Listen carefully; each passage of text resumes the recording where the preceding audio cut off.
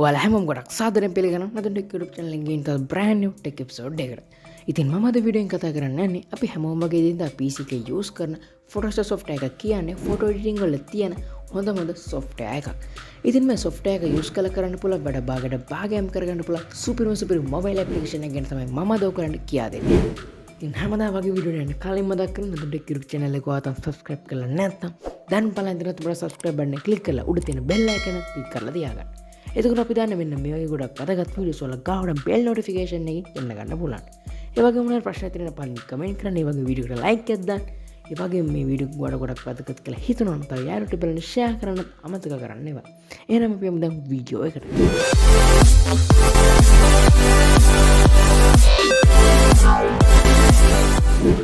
හරි දැන් ඉතින් ඔයගලන් කරන්න තියෙන්නේ ඔයගලා Play Store application එක open කරගන්න එක.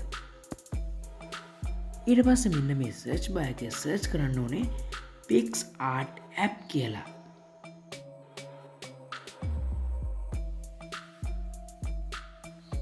ඉතින් ඔයගොල්ලෝ මෙන්න මේ විදිහට search කරගත්තට පස්සේ ඔයගලන්ට එන මෙන්න මේ වගේ application එකක්. ඉතින් ඔයගොල්ලෝ මෙතන දකුණු පැත්තේ තියෙන කොළ පාට install button එක press කරලා ඔයාලා device එකට මේ application එක install කරගන්න. ඉතින් ඕගලන්ට නම් පේනවා ඇති මගේ නම් තියෙන open කියලා button එක. මොකද මම application එක කලින්ම මගේ device එකට install කරන් ඉන්න නිසා.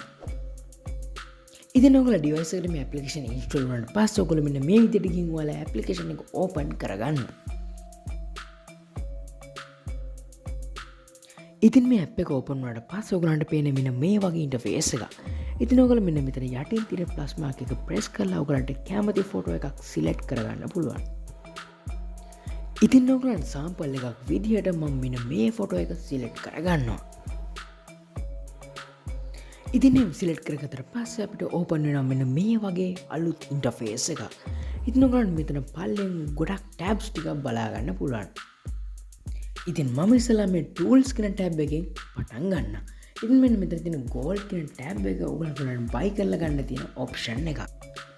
ඉතින් ඔයගලන්ට මේ tools කියන option එක touch කරාට පස්සේ ඔයගලන්ට එක option ගණනාවක් මෙතන බලා ගන්න පුළුවන්. ඉතින් ඔයගලෝ මෙතන තියෙන එක option select කරගෙන ඒවා try කරලා බලන්න.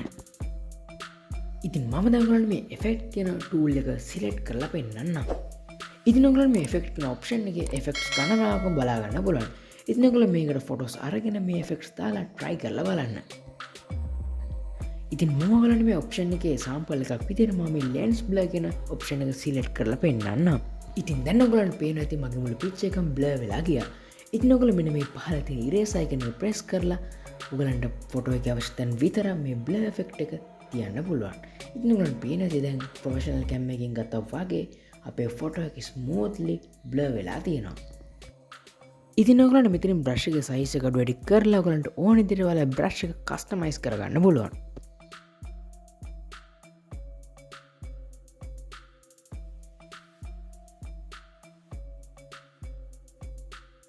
හරි ඉතින් මං ආපහු අපේ main interface එකට ආවා. දැන් අපි බලමු මේ retouch කියන tool එකෙන් මොනවද කරන්න පුළුවන් කියලා. ඉතින් අපි face එක edit කරනකොට මේ face එකේ අඳුරු ස්ථාන ඒ වගේ ලප කැල තියෙන්න පුළුවන්. ඉතින් මේ tool එක use කරලා අපිට ඒ වගේ ස්ථාන smoothly අයින් කරගන්න පුළුවන්. හරි ඉතින් මේ sticker කියන tool එකෙන් කරන්න පුළුවන්. අපිට ඕන sticker එක මේ search bar එකේ search කරලා අපේ sticker එක download කරගෙන අපේ photo එකට add කරගන්න පුළුවන්. ඉතින් මම example එකක් විදිහට මම මෙතන squid game කියලා search කරනවා. ඉතින් ඔයගොල්ලන් බලා ගන්න පුළුවන් මේ squid game එකට අදාළ sticker ගණනාවක් මෙතන බලා ගන්න පුළුවන්. ඉතින් මම මේ sticker එක උඩ click කරලා මේ sticker එක download කරගන්නවා. දැන් අපේ sticker එක download වුණා. ඉතින් අපිට මේ picture එකේ ඕන තැනකට මේ sticker එක අරන් යන්න පුළුවන්. ඒ වගේම අපේ sticker එකේ size එකත් අඩු වැඩි කරන්න පුළුවන්. ඒ වගේම අපේ sticker එකේ opacity එකත් අඩු වැඩි කරන්න පුළුවන්. ඉතින් ඔයගොල්ලන්ට tools ටික මේ යටින් බලා ගන්න පුළුවන්. ඉතින් ඔයගොල්ලෝ මේක එක tools ඔයාලා sticker එකට දාලා try කරලා බලන්න පුළුවන්. හරි ඉතින් මම දැන් කතා කරන්නේ මේ cutout කියන tool එක ගැන. ඉතින් මේ cutout tool එකෙන් අපේ photo එක අපිට ඕන විදිහට cut කරගන්න පුළුවන්. ඉතින් ඔයගලන්ට මේ photo එක cut කරගන්න ඕන තැන් මේ outline කියන එකෙන් වටේට ඇඳලා cut කරගන්න පුළුවන්. ඒ වගේ මේ shapes කියන එක භාවිත කරලා අපිට ඕන හැඩතලයට මේක cut කරගන්න පුළුවන්. ඒ වගේ මේ brush කියන tool එකෙන් අපිට ඕන තැන විතර brush කරලා අපිට cut කරගන්න පුළුවන්.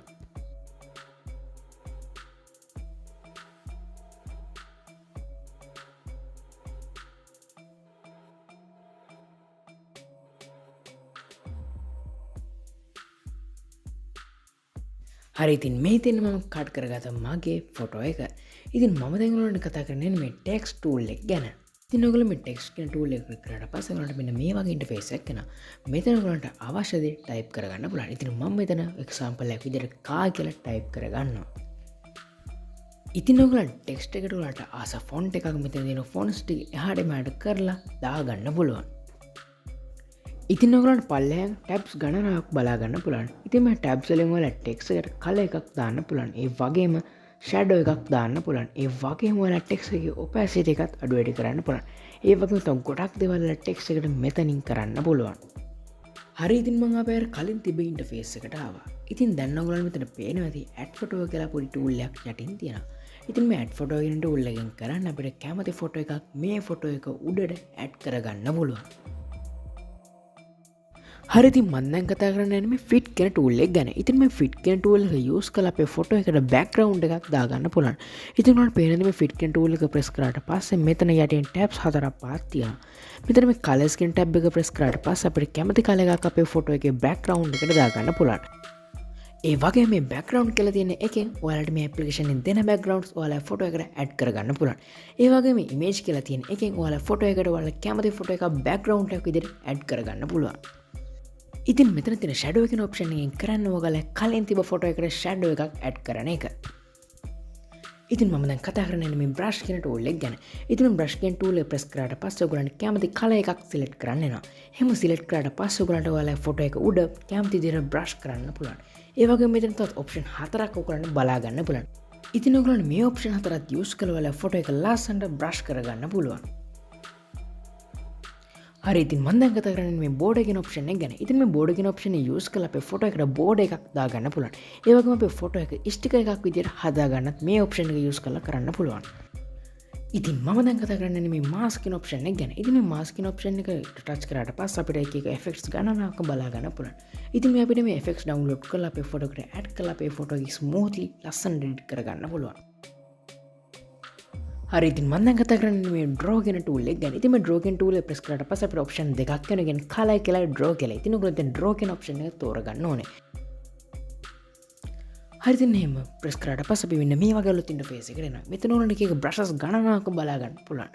ඉතින් ඔයගොල්ලෝ මෙතන යටින් කලර් කියලා ඔප්ෂන් එකක් තියෙනවා. ඉතින් අපි අර කලින් බ්‍රෂ් ටූල් එක කරා වගේ මේක එක බ්‍රෂස් යූස් කරලා අපේ ෆොටෝ එක උඩ ලස්සනට බ්‍රෂ් කරගන්න පුළුවන්. ඉතින් මම දැන් කතා කරන්නේ මේ lens flare කියන ඔප්ෂන් එක ගැන. ඉතින් මේ ඔප්ෂන් එක සිලෙක්ට් කරාට පස්සේ අපිට එක එක lens flares ගණනාවක් බලා ගන්න පුළුවන්. ඉතින් ඔයගොල්ලෝ මේ එකක් ටච් කරලා ඔයාලා මේ lens flare එක ඩවුන්ලෝඩ් කරලා අපේ ෆොටෝ එකට ස්මූත්ලි ලස්සනට ඇඩ් කරගන්න පුළුවන්. ඉතින් මම ආපහු අපේ මේන් ඉන්ටර්ෆේස් එකට ආවා. ඉතින් දැන් ඔයගොල්ලෝ මෙතන බලා ගන්න පුළුවන් ෆ්‍රේම් කියලා ටූල් එකක් තියෙනවා. ඉතින් මේ ෆ්‍රේම් කියන ටූල් එකෙන් කරන්නේ අපේ ෆොටෝ එකට ෆ්‍රේම් එකක් දාගන්න එක. ඉතින් මම දැන් මේ ඉන්ටර්ෆේස් එකෙන් බෑක් වෙනවා. ඉතින් දැන් ඔයගොල්ලෝ මෙතන බලා ගන්න පුළුවන් කෝල් අවුට් කියලා ටූල් එකක් තියෙනවා. ඉතින් මේ ටූල් එකෙන් කරන්නේ අපේ ෆොටෝ එකට ස්මූත්ලි ඩයලොග් එකක් වගේ දෙයක් ඇඩ් කරගන්න එක. ඉතින් දැන් ඔයගොල්ලන්ට පේන එක එක වර්ගයේ කෝල් අවුට්ස් ගණනාවක් මෙතන තියෙනවා. ඉතින් ඔයගොල්ලෝ මෙතන කැමති එකක් ටච් කරලා ඔයාලා ෆොටෝ එකට ස්මූත්ලි ඇඩ් කරගන්න පුළුවන්. එහෙම ටච් කරාට පස්සේ ඔයගොල්ලන්ට කැමති දෙයක් ටයිප් කරන්න වෙනවා. ඉතින් ඔයගොල්ලෝ මෙතන කැමති දෙයක් ටයිප් කරලා ඔයාලා ෆොටෝ එකට ස්මූත්ලි ඇඩ් කරගන්න. හරි ඉතින් මම දැන් මේ අන්තිමට ඔයගෙ කියා දෙන්න යන්නේ අපි මේ ස්මූත්ලි එඩිට් කරගත්ත ෆොටෝ එක කොහොමද අපේ ගැලරියට සේව් කරගන්නේ කියලා. ඉතින් මේ පල්ලයට ඊතල එතන අයිකන් එක ප්‍රෙස් කරාට පස්සේ ඔයගොල්ලෝ ෆොටෝ එක ගැලරියට ඔටෝම සේව් වෙනවා.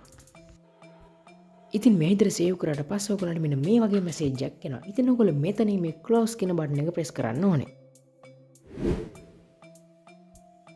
ඉතින් අද වීඩියෝ ගොඩක් දිග වීඩියෝ එකක් වුණා. ඉතින් මම හිතනවා අද මේ වීඩියෝ එක ඔයාලට ගොඩක් වැදගත් වීඩියෝ එකක් වෙන්නේ නැති කියලා. ඉතින් හැමදාම මෙන්න මේ වගේ ගොඩක් වැදගත් වීඩියෝස් බලන්න නම් අනිවාර්යයෙන්ම නැත්නම් ටෙක් යුරප් channel subscribe කරලා උඩ තියෙන bell icon එක click කරලා තියාගන්න. ඉතින් මේ වීඩියෝ එක ගැන ඔයාලට මොකද්ද හිතුනේ? ඒක පහලින් කමෙන්ට් කරන්නත් අමතක කරන්න එපා. ඒ වගේම මේ වීඩියෝ like එකක් දාන්න. ඒ වගේම තව යාළුවන්ට බලන්න share කරන්නත් අමතක කරන්න එපා. ඉතින් අපේ යාළුවෝ දවසක මෙන්න මේ වගේ ගොඩක් වැදගත් අලුත් වීඩියෝ එකකින් හම්බෙමු.